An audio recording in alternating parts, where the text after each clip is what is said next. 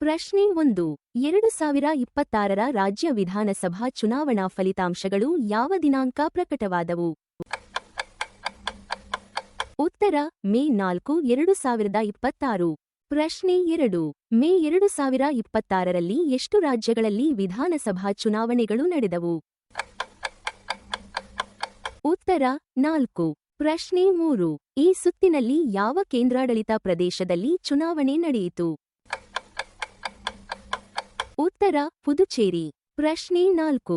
2026ರ ಈ ಚುನಾವಣೆಗಳಲ್ಲಿ ಅತಿ ಹೆಚ್ಚು ವಿಧಾನಸಭಾ ಸ್ಥಾನಗಳಿರುವ ರಾಜ್ಯ ಯಾವುದು?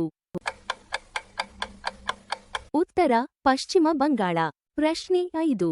ಈ 5 ಚುನಾವಣೆಗಳಲ್ಲಿ ಒಟ್ಟು ಎಷ್ಟು ವಿಧಾನಸಭಾ ಸ್ಥಾನಗಳಿಗೆ ಮತ ಎಣಿಕೆಯಾಯಿತು?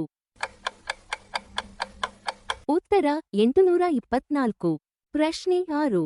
ಪಶ್ಚಿಮ ಬಂಗಾಳ 2026ರ ಚುನಾವಣೆಯ ಒಟ್ಟು ಮತದಾನ ಪ್ರಮಾಣ ಸುಮಾರು ಎಷ್ಟು?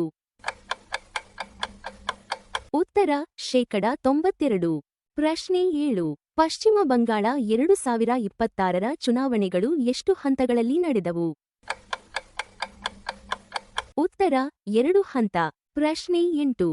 ಈ 2026ರ ಸುತ್ತಿನಲ್ಲಿ ವಿಧಾನಸಭಾ ಚುನಾವಣೆ ನಡೆದ ಈಶಾನ್ಯ ಭಾರತದ ರಾಜ್ಯ ಯಾವುದು?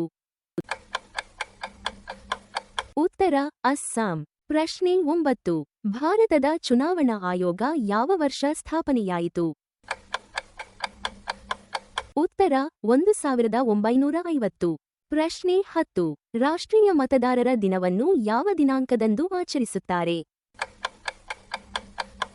ಈ ಪ್ರಶ್ನೆಯ ಉತ್ತರವನ್ನು ಕಾಮೆಂಟ್ನಲ್ಲಿ ಬರೆಯಿರಿ. ಧನ್ಯವಾದಗಳು. ಲೈಕ್ ಮಾಡಿ, ಶೇರ್ ಮಾಡಿ, ಫಾಲೋ ಮಾಡಿ.